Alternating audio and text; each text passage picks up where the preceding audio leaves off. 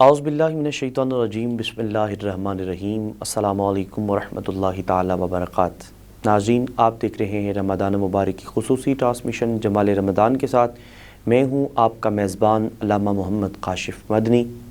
ناظرین، آج جو ہمارے ساتھ اسٹوڈیو میں مہمان تشریف فرمائیں، سب سے پہلے مہمانوں کے ساتھ آپ کا تعارف کرواتے ہیں اور پھر آج کا جو موضوع ہے انشاءاللہ اس موضوع کی جانب بڑھیں گے۔ بڑا خوبصورت موضوع لے کر حاضر ہیں۔ میرے ساتھ تشریف فرمائیں معروف مذہبی اسکالر پیر سید آفاق حسین شاہ صاحب گیلانی۔ آپ کو خوش آمدید کہوں گا۔ السلام علیکم ورحمۃ اللہ تعالی وبرکاتہ۔ وعلیکم السلام ورحمۃ اللہ تعالی۔ آپ کے ساتھ حضور علیہ الصلوۃ والسلام کی خوبصورت نعت پڑھنے والے جناب صوبان نقشبندی صاحب تشریف فرمائیں۔ خوش آمدید۔ السلام علیکم ورحمۃ اللہ۔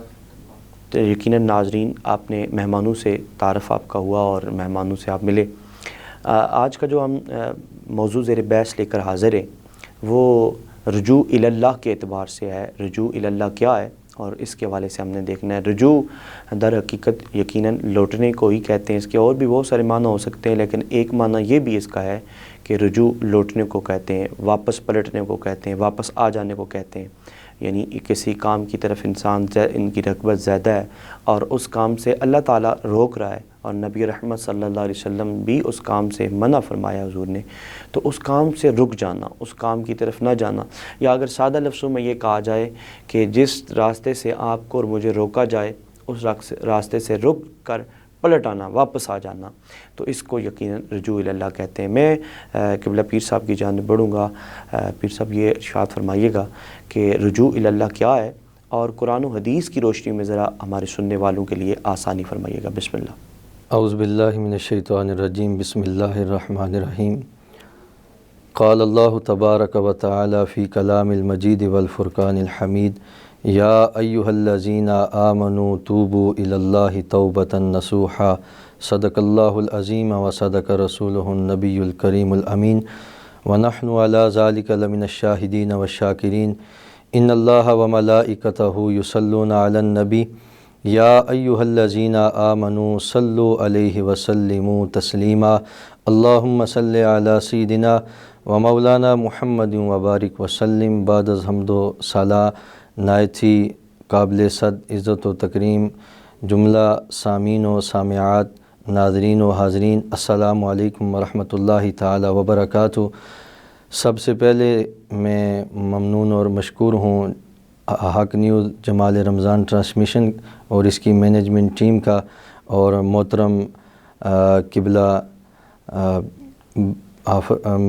جو ہمارے یہ پروگرام آرگنائز کر رہے ہیں، میں آپ کا بھی ممنون اور مشکور ہوں۔ اور جیسا کہ جس عنوان پہ میں نے گفتگو کرنی ہے کہ رجوع اللہ یہ کیا چیز ہے اور اس سے انسان کیسے پلٹ سکتا ہے، کس چیز سے پلٹ کر کہاں پہ ہم نے جانا ہے، یعنی رجوع جیسا کہ محترم نے ابتداءً عرض کیا کہ لوٹنے کو کہتے ہیں،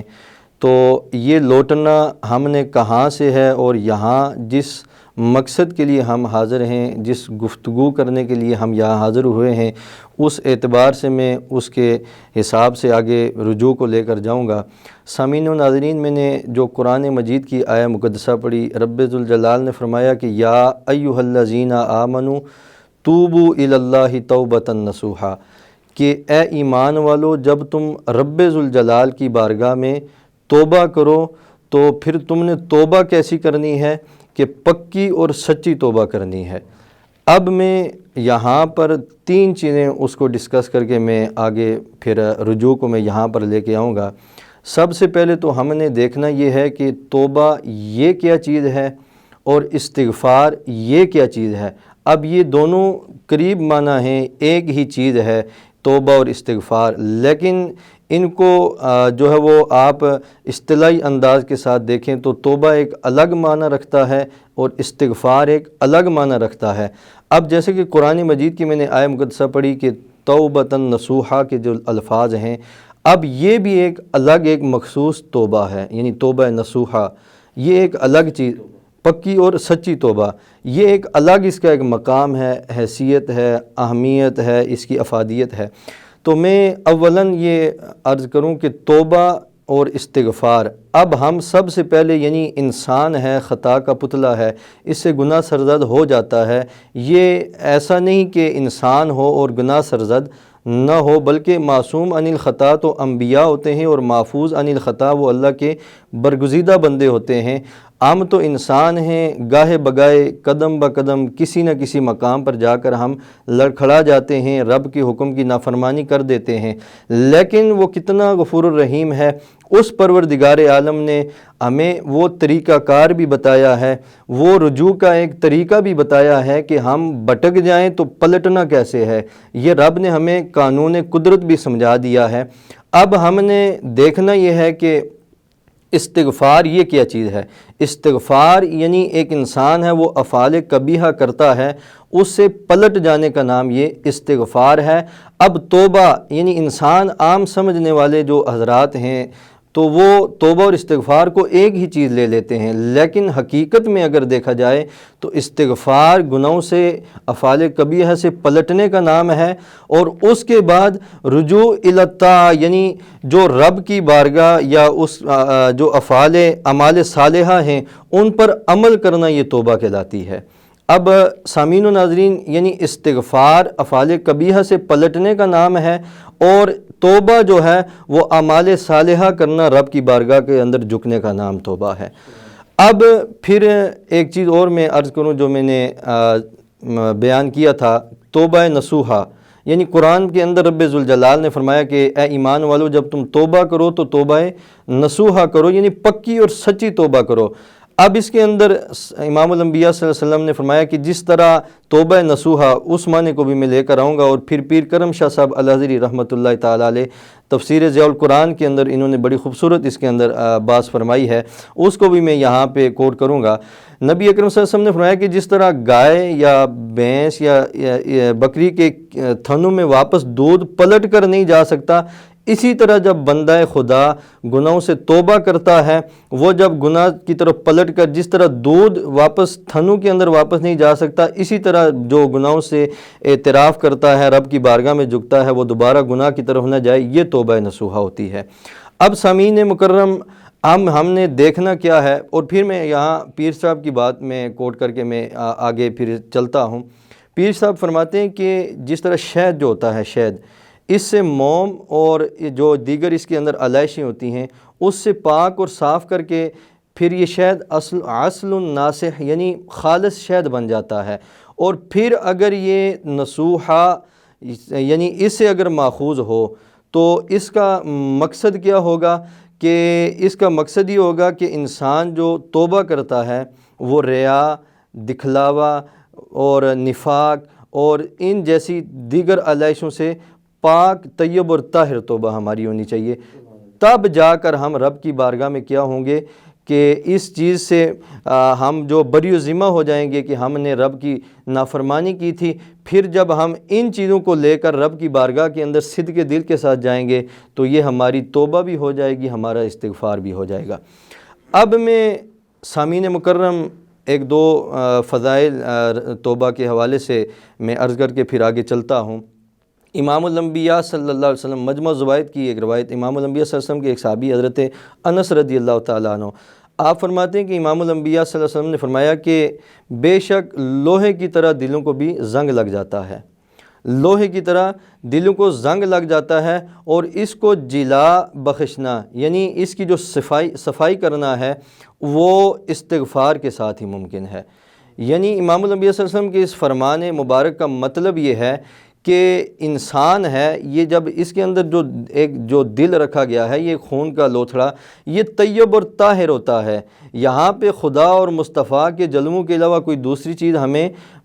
جو وہ سوٹ ہی نہیں کرتی. بس یا تو یہاں عشق مصطفیٰ ہونا چاہیے یا یاد خدا ہونی چاہیے. تو مصطفیٰ جان رحمت صلی اللہ علیہ وسلم نے فرمایا کہ انسان کے دلوں کو بھی کیا ہے، زنگ لگ جاتا ہے. وہ زنگ لگنے سے کیا مطلب کہ جب ایک انسان گناہ کرتا ہے پھر اس سے توبہ نہیں کرتا، پھر دوسرا گناہ، تیسرا گناہ، چوتھا گناہ کرتے کرتے وہ اس لذت کے اندر اتنا مستغرق ہو جاتا ہے کہ نبی اکرم صلی اللہ علیہ وسلم کے فرمان کے مطابق اس کے دل کے اندر زنگ لگنا شروع ہو جاتا ہے۔ جب اس کے دل میں زنگ لگ جاتا ہے وہ یاد الہی سے بھی غافل ہو جاتا ہے اور یاد مصطفیٰ سے بھی غافل ہو جاتا ہے۔ پھر ایک اور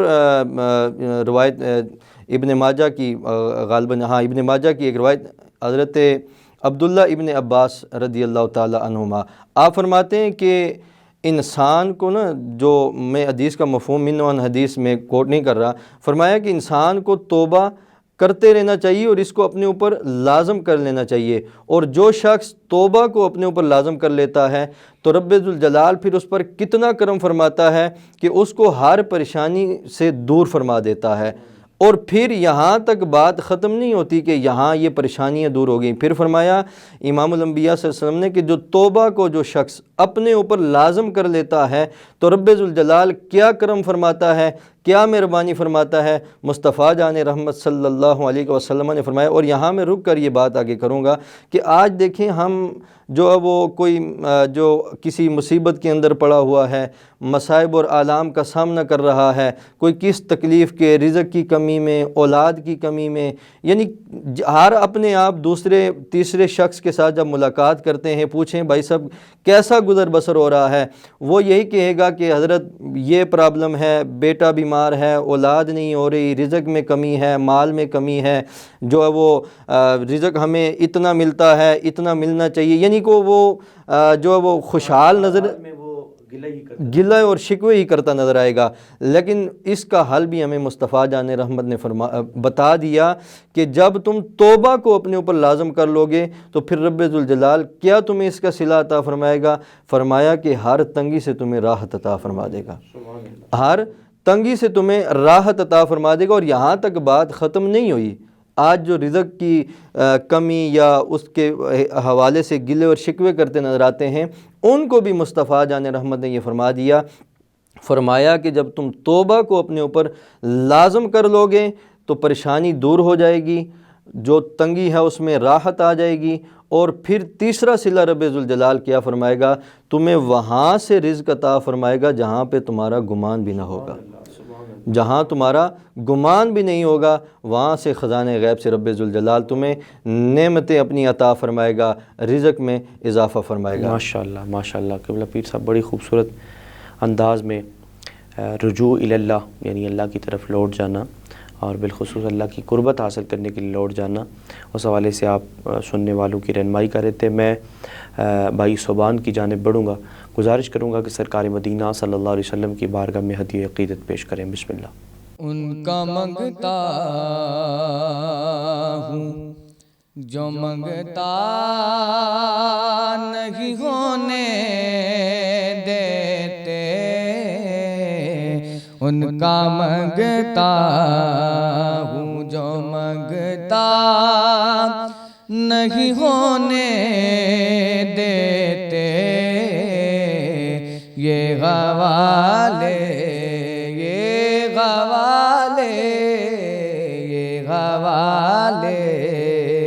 مجھے رسوا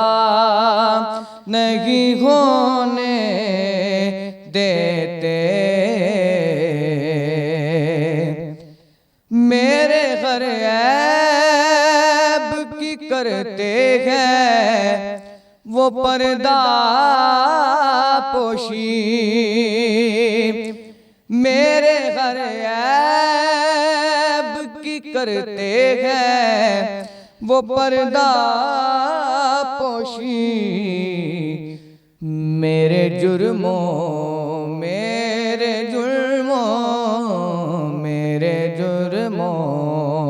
کو تماشا نہیں ہونے دیتے، ان کا منگتا ہوں جو منگتا نہیں ہونے دیتے، اپنے منگتوں کی وہ فہرست میں رکھتے ہیں مجھے، اپنے منگتوں کی وہ فہرست میں رکھتے ہیں مجھے، مجھ کو محتاج، مجھ کو محتاج، مجھ کو محتاج کسی کا نہیں ہونے دیتے، ان کا منگتا ہوں، بات کرتا ہوں تو آتی ہے مہک طیبہ کی، بات کرتا ہوں تو آتی ہے مہک طیبہ کی، میرے لہجے، میرے لہجے، میرے لہجے کو وہ میلا نہیں ہونے دیتے، میرے لہجے کو وہ میلا نہیں ہونے دیتے، ان کا منگتا ہوں۔ ہے یہ ایمان کے آئیں گے لغد میں میری، ہے یہ ایمان کے آئیں گے لغد میں میری، اپنے منگتوں، اپنے منگتوں، اپنے منگتوں کو وہ تنہا نہیں ہونے دیتے، اپنے منگتوں کو وہ تنہا نہیں ہونے دیتے، ان کا منگتا ہوں جو منگتا نہیں ہونے دیتے، حکم کرتے ہیں تو ملتے ہیں یہ مقتے شاکر، حکم کرتے ہیں تو ملتے ہیں یہ مقتے شاکر، آپ نہ چاہیں، آپ نہ چاہیں، آپ نہ چاہیں تو مطلع نہیں ہونے دیتے، آپ نہ چاہیں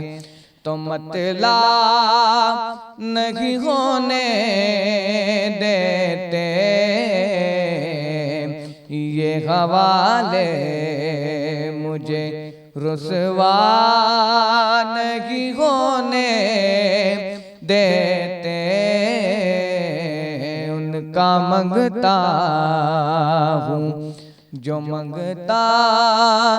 نہیں ہونے دیتے۔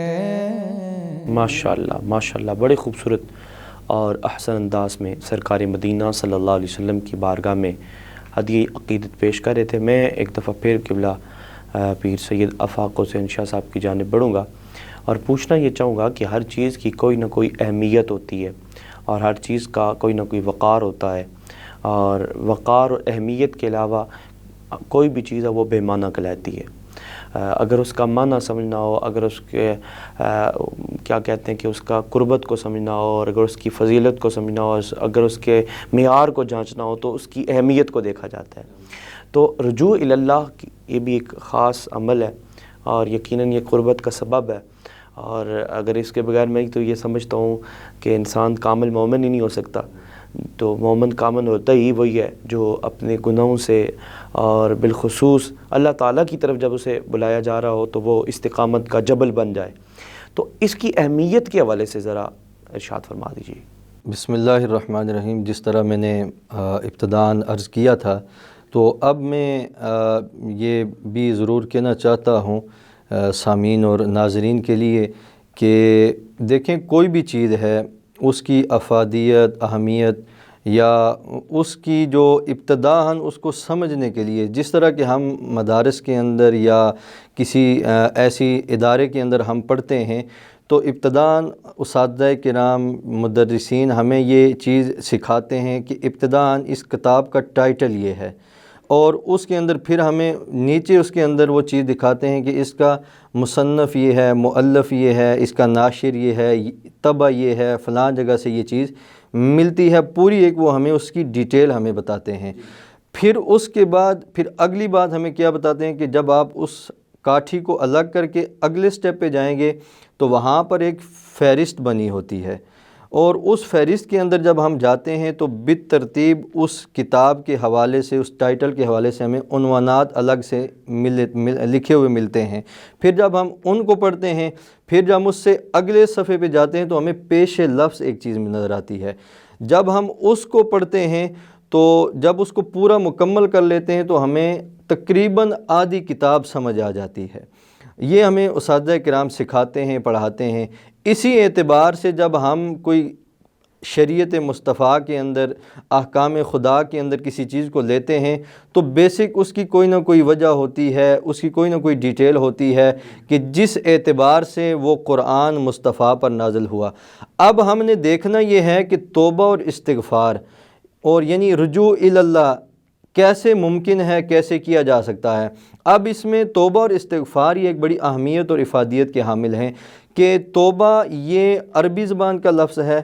اور اس کے معنی ہے رجوع کرنے کے. حقیقی معنی، حقیقی جو اس کے معنی ہے وہ رجوع کرنے کے ہیں.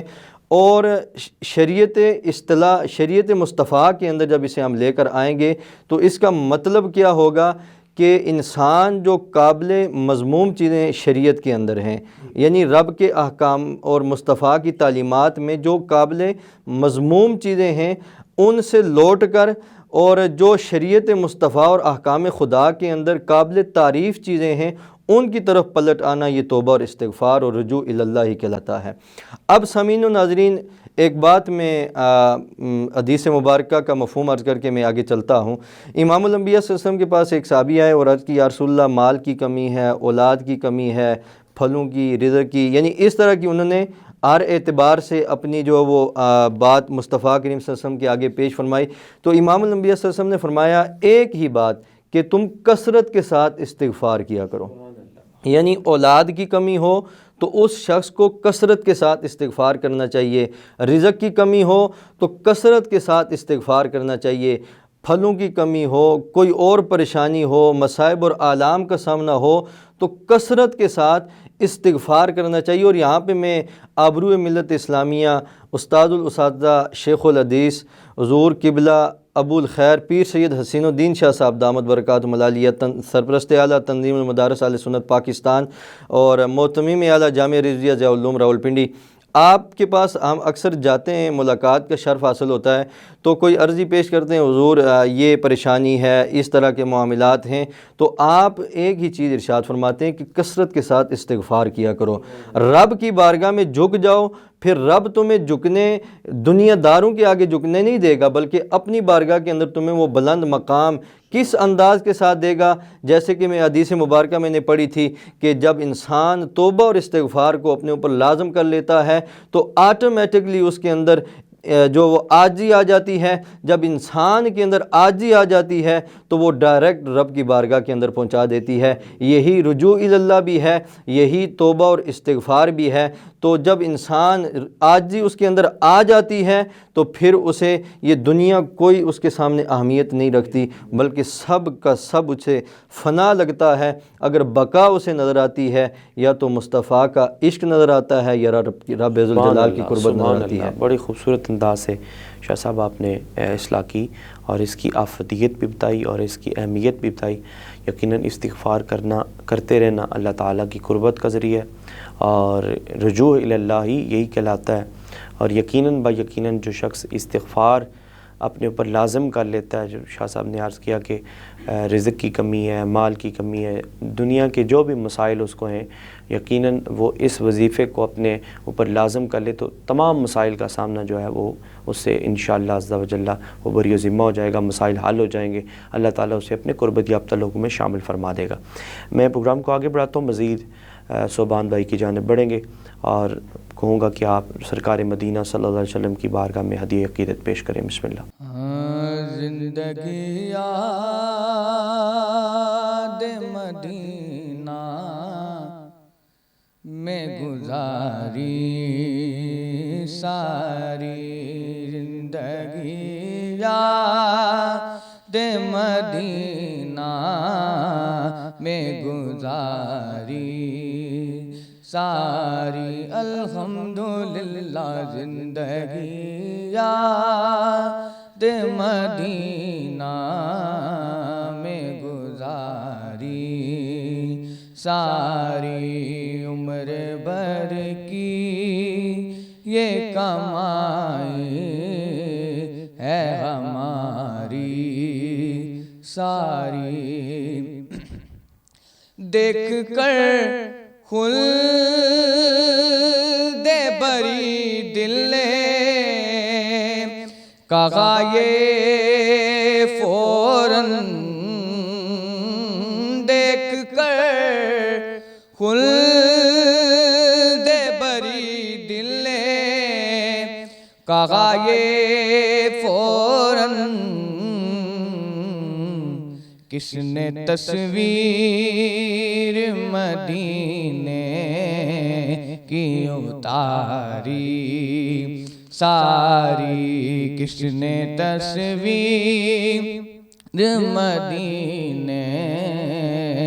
کی اتاری ساری، ایسا اللہ نے سلطان بنایا تجھ کو، ایسا اللہ نے سلطان بنایا تجھ کو، رب کی مخلوق ہوئی تیری بھکاری ساری، رب کی مخلوق ہوئی تیری بھکاری ساری، آپ کے ایک اشارے پہ خدا بخشے گا، آپ کے ایک اشارے پہ خدا بخشے گا، بات بن جائے گی، بات بن جائے گی محشر میں ہماری ساری، بات بن جائے گی، بات بن جائے گی محشر میں ہماری ساری، زندگی یاد مدینہ میں گزاری ساری، الحمدللہ زندگی یاد مدینہ میں گزاری ساری۔ ماشاءاللہ ماشاءاللہ، بڑی خوبصورت انداز سے حضور اسلام کی مدرسائی فرما رہے تھے۔ ناظرین، اسی کے ساتھ ہمارا وقت اپنے اختتام کو پہنچا۔ انشاءاللہ عز و جل نئے مہمانوں کے ساتھ پھر آپ کی خدمت پہ حاضر ہوں گا۔ میں ایک دفعہ پھر اسٹوڈیو کے اندر جو ہمارے مہمان تشریف فرمائیں ان کا شکریہ ادا کرنا چاہوں گا کہ آپ اپنے غنہ و مصروفیات سے وقت نکال کر تشریف لائے۔ اللہ کریم آپ کو دارین کی سعادت نصیب فرمائے۔ ناظرین، پھر انشاءاللہ عز و جل نئے مہمانوں کے ساتھ حاضر ہوتے ہیں آپ کی خدمت میں۔ تب تک کے لیے اجازت دیجیے۔ السلام علیکم ورحمۃ اللہ تعالیٰ وبرکاتہ۔